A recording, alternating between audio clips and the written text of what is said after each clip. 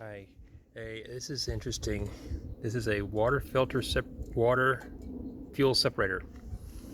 I decided to see why it keeps clogging up. And what I find is rather interesting. It's full of sludge. Black sludge. I don't know where this stuff came from. I decided also to tear into my other filter.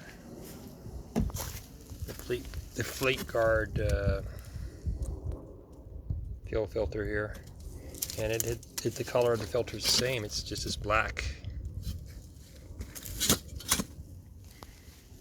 So looks like somebody's putting bad fuel in the fuel tanks in these truck stops.